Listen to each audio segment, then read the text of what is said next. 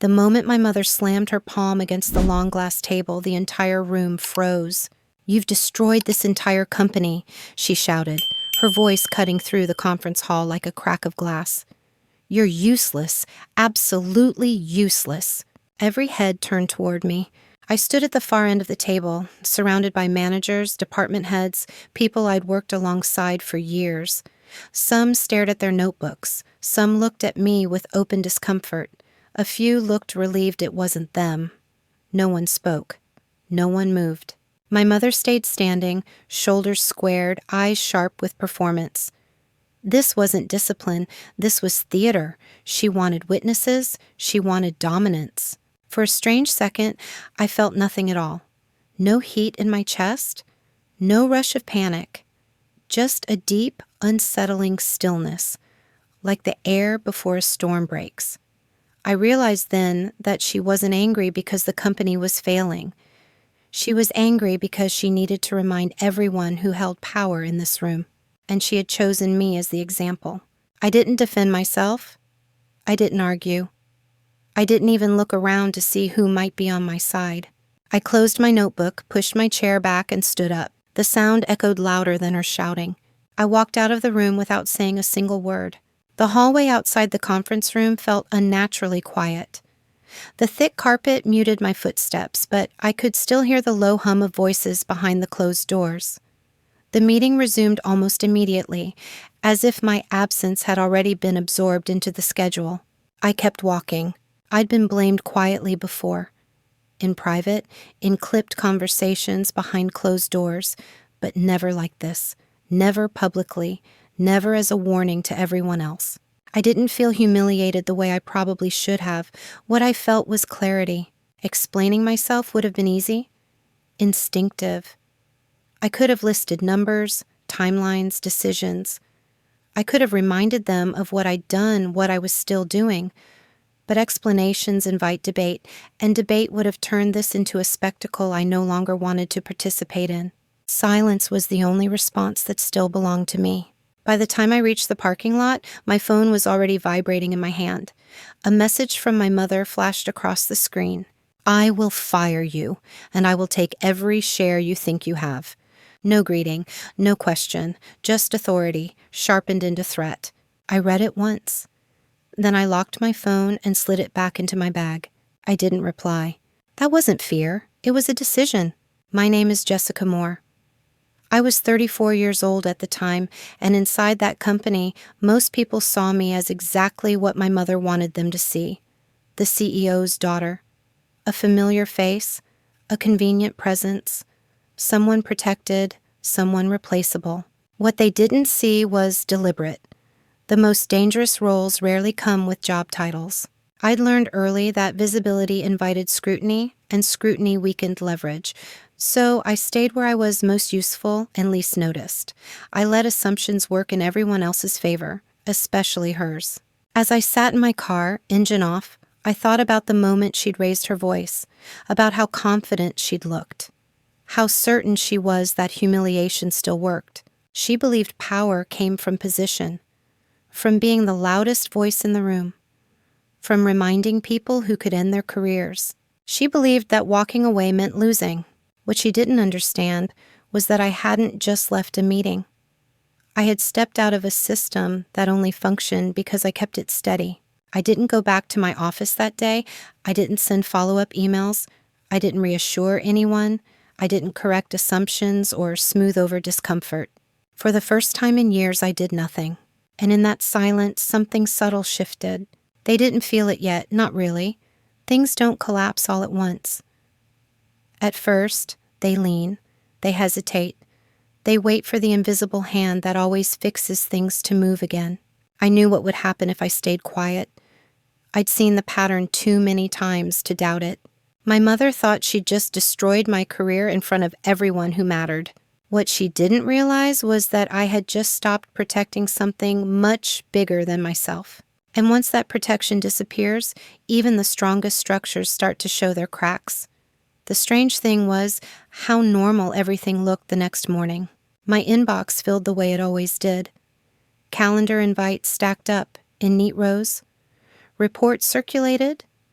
People replied with their usual polite efficiency, as if the previous day hadn't ended with my mother shouting me out of the room. From the outside, the company appeared steady, almost serene. If anyone had asked, they would have said nothing was wrong. I watched it all from a distance I hadn't allowed myself before. I didn't join the morning call. I didn't forward reminders. I didn't step in to clarify questions that were already forming between the lines. I sat at my kitchen table with a cup of coffee going cold in my hands and observed how quickly silence gets mistaken for irrelevance. I knew better. Silence is where power hides when it's done its work too well. There had been a time when this company survived on appearances alone. The official story, the one my mother told at conferences and interviews, was about vision and resilience. A strong woman building something from nothing. What never made it into those stories were the stretches when cash flow thinned, when lenders hesitated, when one wrong number could have tipped everything into free fall. That was when my role quietly began. I wasn't giving speeches. I wasn't making public decisions. I was answering calls that came late at night from people who didn't want their names attached to problems. I was sitting across from worried faces, translating chaos into plans that would last long enough to get us through another quarter. I learned quickly that the most important conversations never appeared on the calendar. Those were the years when I stopped being just her daughter and started becoming something else, something unspoken. Inside the company, my title never changed in a way that reflected it. On paper, I stayed unremarkable. But when something was about to fall apart, when deadlines tightened and margins shrank, the questions always found their way to me. Not formally, not publicly. Just a quiet knock on my door or a message asking if I had a minute. I carried responsibility without authority and risk without recognition. At the time, I told myself that was loyalty, that this was what it meant to be trusted. What I didn't admit was how exhausted I'd become from holding weight no one acknowledged. My mother never praised me in front of anyone. In meetings, she barely looked my way. When things went right, she took the credit with practiced ease. When something felt unstable, she'd lean in close and say, "Handle it," as if she were doing me a favor by keeping my involvement invisible. She framed it as protecting me, as keeping me safe from scrutiny. What she was really protecting was the illusion that she alone held the company together. I played along longer than I should have. There was an unspoken agreement I didn't realize I'd accepted until much later. As long as I fixed things, I belonged. As long as I stayed quiet, I was useful. The moment I stopped, the blame would land on me instead. It was a trap dressed up as trust. Looking back, I can see how easily I confused responsibility with love. How often I told myself that if I just held on a little longer, if I made it through one more crisis, something would change. That recognition would come. That boundaries would be respected. They never were. Late that afternoon, an email appeared in my inbox that wasn't meant for me. Someone had accidentally forwarded a thread filled with polite uncertainty. Questions circled a small issue that shouldn't have required discussion at all, the kind of thing I used to resolve before it reached anyone else. I read it and did nothing. A few minutes later, a message popped up from a mid-level manager, casual in tone, almost friendly. Just checking in, making sure everything was aligned. I could hear the hesitation behind the words. I didn't respond. I sat back and let the quiet stretch. If the company depended on me the way I'd always believed, that dependence would surface on its own. And if it didn't, then I'd been carrying a weight that was never mine to begin with. Either way, I needed to know. My mother believed power lived in her office, in her title, in her ability to raise her voice and make people flinch. She believed silence meant submission.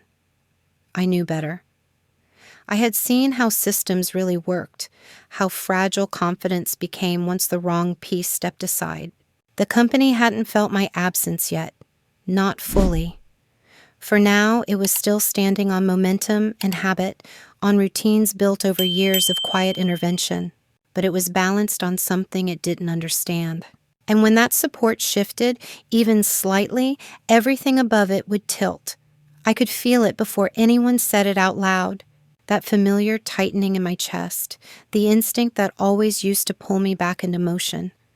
A delay here, a question repeated twice, an email that ended without resolution. These were the early warning signs I trained myself to recognize over years of quiet crisis management. Normally, I would have stepped in without thinking. I would have answered, clarified, smoothed the edges before the problem became visible. That reflex had kept things running long after they should have slowed down. This time, I didn't move. I watched the messages stack up, noticed how the tone shifted from confident to uncertain. Someone asked if a process had changed. Someone else replied with a guess instead of an answer. Nothing was broken yet. Not officially. But the rhythm was off, and anyone who understood systems could feel it. I understood them very well. There was a strange power in doing nothing, in letting the delay exist instead of racing to erase it. People think power has to announce itself. They think it has to dominate a room or take credit for a fix. But real leverage often comes from knowing when to stop. I stopped returning the late-night calls. I stopped translating half-formed worries into clean solutions. I let the gaps remain where my work used to be invisible. The first time I ignored my phone when it buzzed after midnight, my hand actually shook. Not from fear, but from habit. Years of conditioning don't disappear overnight. I reminded myself why I'd walked out of that meeting in silence, why I'd refused to reply to the threat that followed. If I stepped back in now, nothing would change. If I didn't, something had a chance to. Inside the company, confusion began to ripple in small, almost polite ways. A manager asked a question in a group thread that should have had a straightforward answer. Another replied with uncertainty, hedging instead of committing. No one wanted to admit they didn't know what to do. They just circled the issue, hoping clarity would come from somewhere else. It used to come from me. I felt a flicker of guilt as I read through the thread, a familiar pull to protect them from their own lack of preparation. That was the part of myself I had to sit with, the one that had absorbed blame and pressure for years so others wouldn't have to. The one that believed fixing things quietly made me valuable. I let the flicker pass. This wasn't cruelty. It was truth, finally allowed to surface. Later that day, my phone lit up with a message from someone in operations. Short, carefully worded, framed as a simple check-in, but threaded with urgency. I could hear the unasked question behind it. Had I seen something? Was I aware of an issue they weren't naming? I read the message and set my phone face down on the table. For the first time, the machine noticed a missing piece. There was a shift I couldn't ignore after that. Subtle, but unmistakable. Decisions slowed. Emails were sent, then unsent. People waited longer before responding, as if hoping someone else would step forward. Authority began to feel thin, stretched across too many assumptions.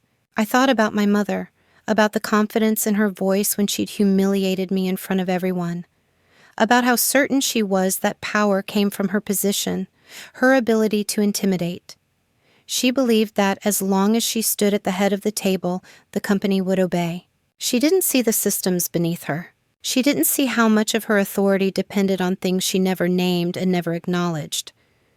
Things she assumed would always be there. I won't pretend the waiting was easy. There were moments when anxiety crept in, when I imagined the damage spreading too far, hurting people who hadn't deserved it. I reminded myself that I wasn't causing this instability. I was simply no longer absorbing it. I had spent years preventing small cracks from becoming visible. Now I was watching them form in real time. Something would break soon. Not dramatically, not all at once. It would start with a deadline missed or a process delayed just long enough for someone outside the building to notice. And when that happened, the call wouldn't come from my mother first. It would come from somewhere that didn't care about raised voices or family loyalty, somewhere that only responded to numbers, signatures, and timing. I knew that kind of silence very well, and I was no longer afraid of it. The quiet changed sometime in the middle of the next morning. It wasn't obvious at first. There were still emails, still calendar alerts, still the steady rhythm of a company pretending everything was fine. But the pauses between messages grew longer. Replies came back shorter, stripped of confidence. Decisions that used to take minutes were suddenly pushed to later in the day, then the next. The company wasn't calm anymore. It was hesitating. I noticed the first missed step before anyone else acknowledged it. A routine transaction that always cleared early didn't. Not by much, just long enough to stand out to someone who knew the pattern.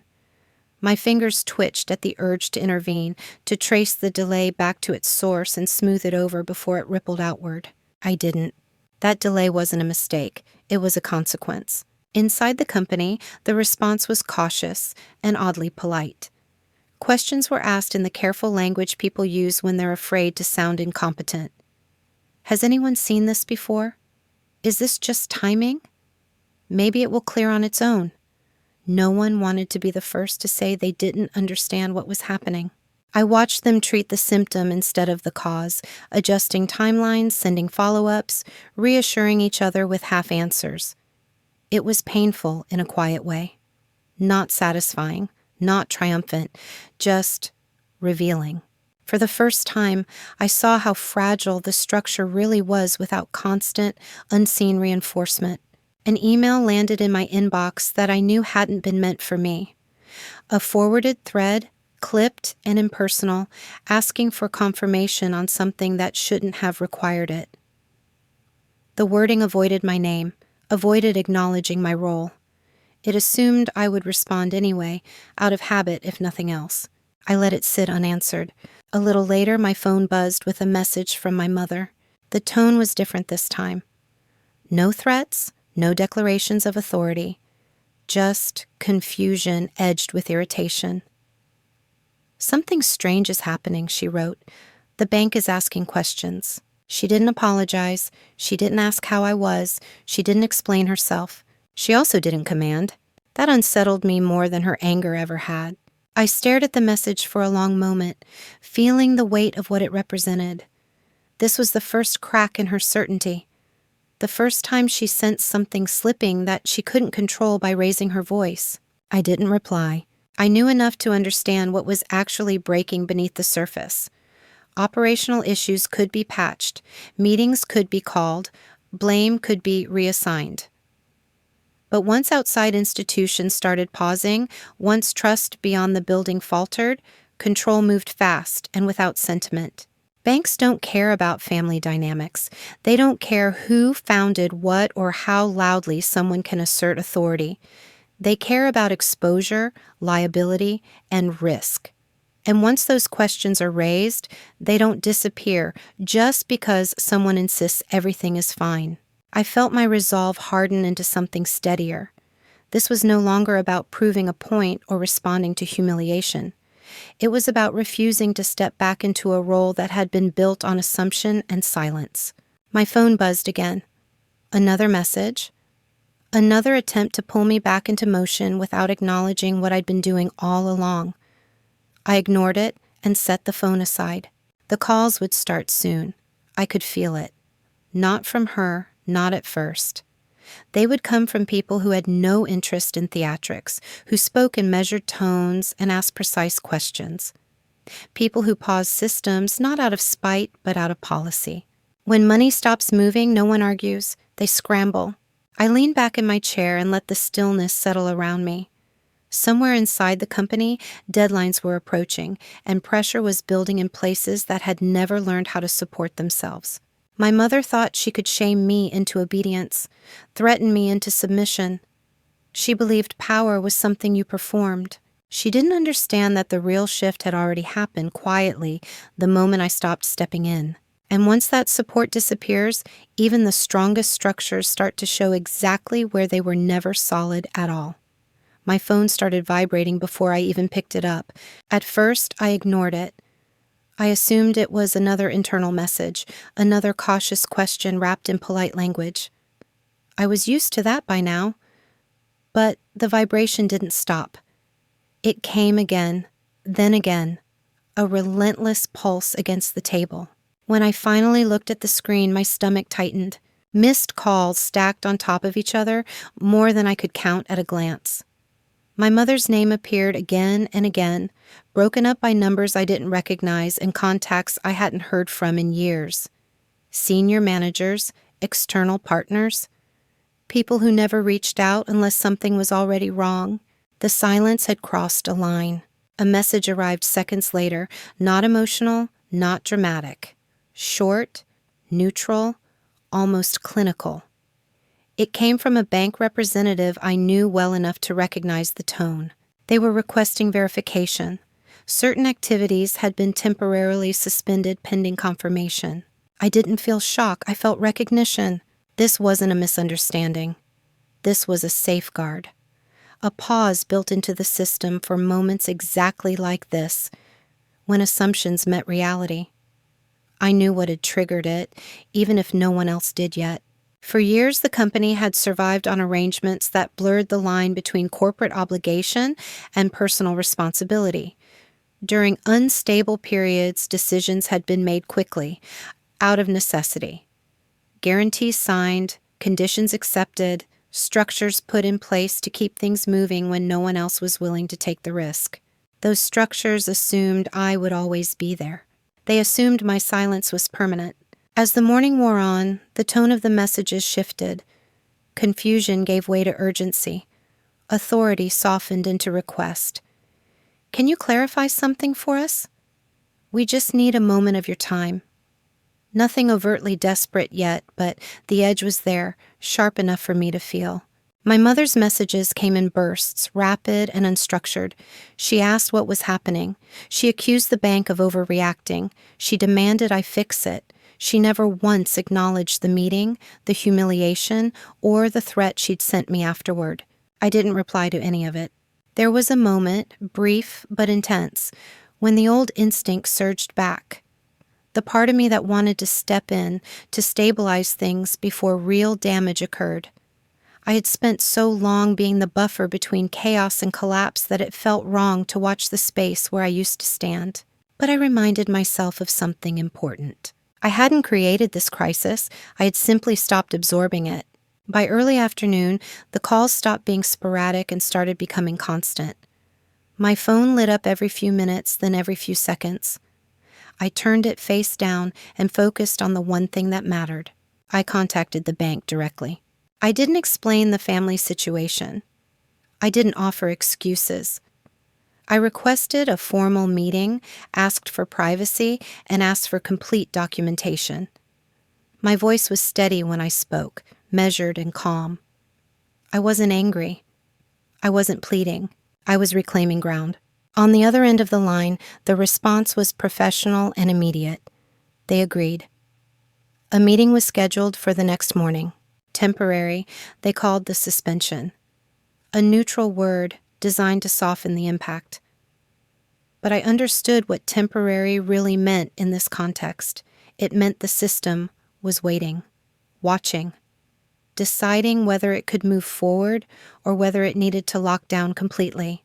Temporary was a warning. I thought about how long the company had relied on momentum, on the assumption that problems would be fixed quietly before they ever reached outside eyes. That assumption had been built on me, on my willingness to step in without recognition or protection. Now that I wasn't doing that, the truth was surfacing on its own. As evening approached, I ignored the last call that came through. I didn't need to hear the panic in my mother's voice to understand it. I knew what she was facing. For the first time, the company was answering to someone who didn't care who she was or how loudly she spoke. Institutions don't respond to intimidation. They respond to liability. I sat alone as the day faded, the phone finally quiet beside me. Somewhere, accounts were frozen, transactions delayed, questions logged in systems that didn't forget. Somewhere, a company that believed it was self-sustaining was realizing how much of its stability had been borrowed. And for the first time, I wasn't rushing to restore the illusion. I had taken my first deliberate step, not out of revenge, but out of self-preservation. Whatever happened next would happen in the open, on paper, under rules that didn't bend for family or fear. And I knew, with a clarity that surprised me, that nothing would ever go back to the way it had been. Walking into the bank the next morning felt like crossing into a different world. The building was quiet in a way that had nothing to do with tension. No raised voices, no hurried footsteps, just soft lighting, neutral colors, and the steady hum of systems designed to run without emotion. This place didn't care who my mother was. It didn't care about family history or internal politics. It cared about paperwork. And for the first time, that worked in my favor. I sat across from a banker and a legal advisor who listened without interruption as I explained my role. I spoke carefully, not defensively. I laid out the facts the way they existed, not the way they'd been framed inside the company. My name appeared on documents that went far beyond advisory support, guarantees, authorizations, commitments tied to my identity, not just my position. Saying it out loud felt strangely grounding. There was a clear distinction they wanted me to understand, one I'd never been encouraged to think about before. What belonged to the company and what belonged to me. What I had agreed to knowingly and what had simply been assumed would continue. The banker nodded as I spoke, calm and methodical. When I finished, she didn't react with surprise. She reacted with confirmation. She explained that the company's exposure was significant without my participation, that the recent pause wasn't punitive or personal. It was procedural. Risk had been identified. Safeguards had been triggered. The legal advisor was even more direct. He explained my rights in language that left no room for interpretation. I was under no obligation to continue carrying personal liability for corporate decisions. Continued reliance on my silence and availability without explicit consent crossed a line. He named it without hesitation. Exploitation. The words settled heavily in the room, not as an accusation, but as a classification. Something objective, something documented. I felt a strange mix of relief and grief wash through me. Relief that someone else finally saw it for what it was. Grief for how long I'd normalized it. They slid copies of documents across the table, and as I reviewed them, the scale of what I'd been holding became clearer. My involvement wasn't minor or symbolic. It was structural. The company's confidence rested on arrangements built quietly around my willingness to step in whenever needed. What shocked me wasn't the power, it was how casually it had been taken for granted. The legal advisor outlined my options without drama. Full withdrawal, temporary suspension, or a complete restructuring of my role under clearly defined boundaries. Each choice came with consequences, laid out plainly. No threats, no pressure, just cause and effect. I listened carefully.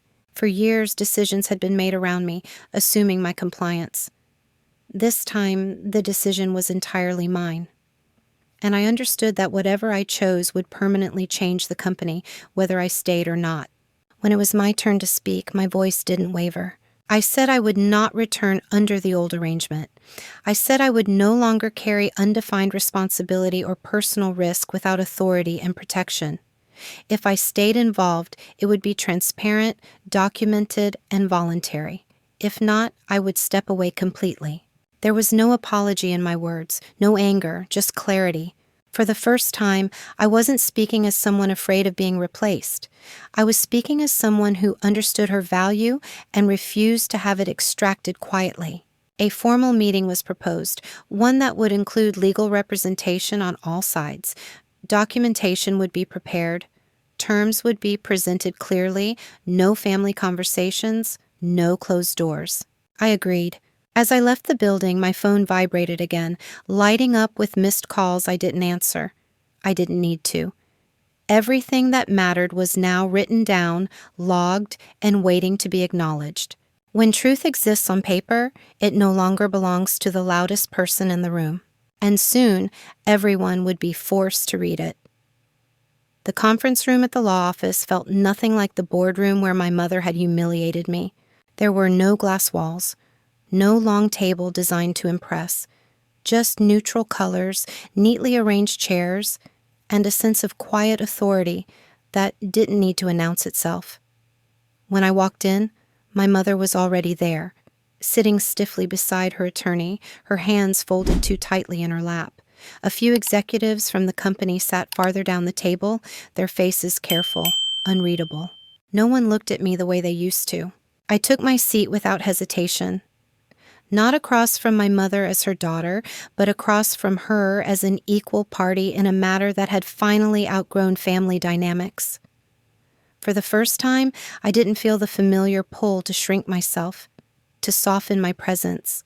This room didn't respond to volume, it responded to facts. The meeting began with procedure. Lawyers outlined the agenda in calm, precise language. Documents were referenced, dates confirmed. When my mother tried to interject, to steer the conversation with the same force she'd always used, she was gently but firmly redirected. There would be time for statements later. First, there would be clarity. I watched the shift register on her face. The truth was laid out piece by piece, not dramatically, but thoroughly. Financial structures were explained, dependencies named. Agreements that had lived quietly in the background were brought into the open. My name appeared again and again, tied to responsibilities no one at the company had ever acknowledged publicly.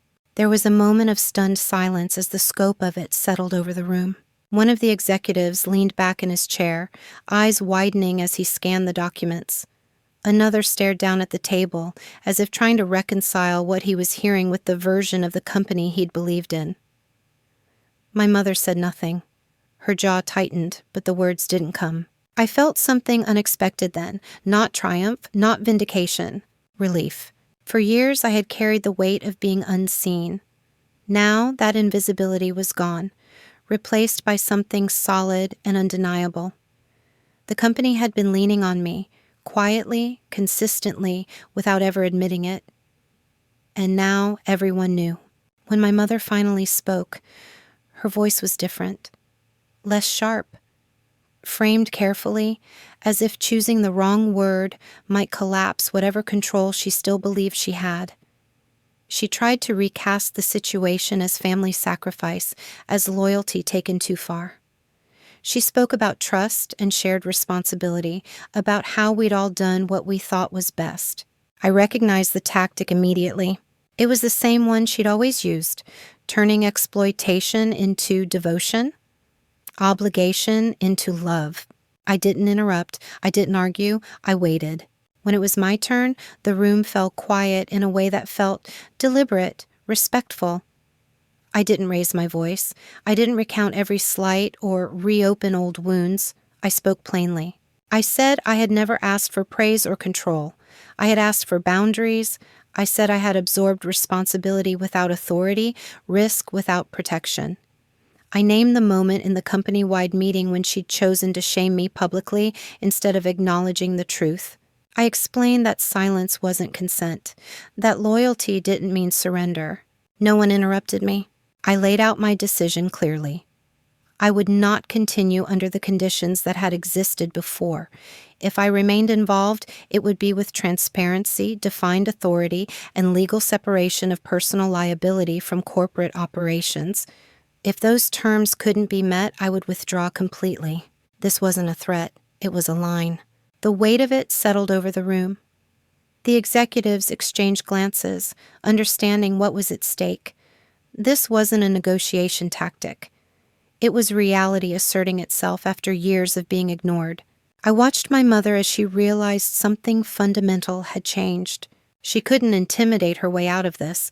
She couldn't fire or threaten or shame the situation into submission. The tools she'd relied on no longer worked here, surrounded by people who answered to contracts instead of emotion.